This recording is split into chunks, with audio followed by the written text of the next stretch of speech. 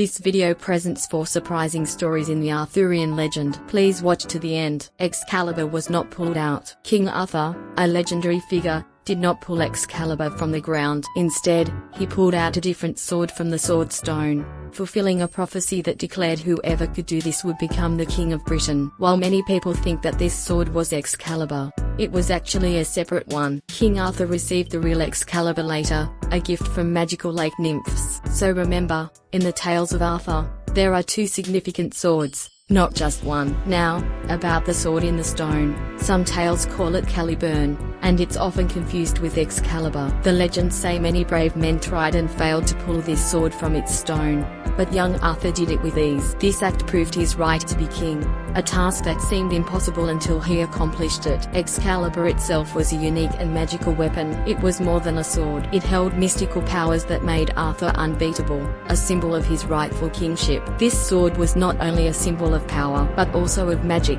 filled with the enchantment of the lake fairies. As for the end of the story, when King Arthur was near death, he commanded that Excalibur be returned to its rightful honor, the lake fairy. So, his knights threw it into the lake, where it is said a fairy hand reached out and took the sword, pulling it beneath the water's surface. Excalibur, having served Arthur in countless adventures, vanished into the depths of the mysterious lake, leaving behind a legacy that would echo through time. Who built Stonehenge? Did you know Stonehenge might have a magical story behind it?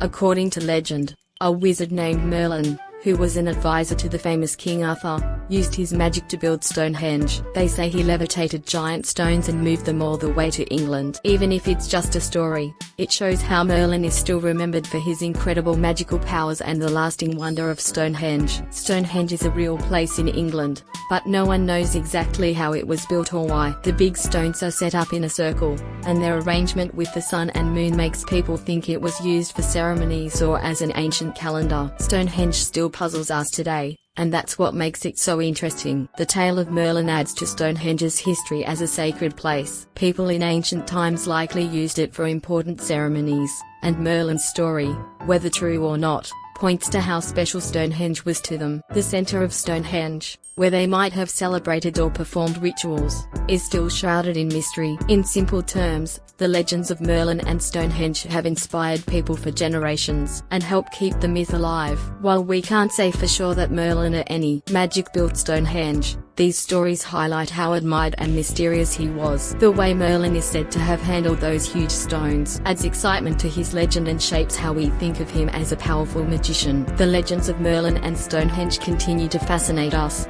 reminding us of the enchanting stories of the past. The Strike of Excalibur. The account of King Arthur's defeat of 960 enemies with a single blow is found in the history of the Britons, written by Nennius in the 9th century. This battle, called the Battle of Mount Badon, was one of the 12 battles King Arthur fought with the Briton kings against the Saxons. King Arthur defeating 960 men in one go is a wild story that shows just how brave and strong he was supposed to be. These kinds of tales are like something out of a movie, and have been told for years to make King Arthur's legend even more thrilling. This is how we get such a strong picture of King Arthur as this unbeatable hero. Now, beating 960 enemies in a real fight sounds too incredible to be true, and it is. Back in the day, people loved to make stories bigger and bolder to show how amazing their heroes were. They wanted to make sure that everyone knew heroes like King Arthur could do things nobody else could. The tale of King Arthur taking out 960 guys with just one strike is a way of making his sword fighting skills legendary. It's like these stories are saying he fought so well,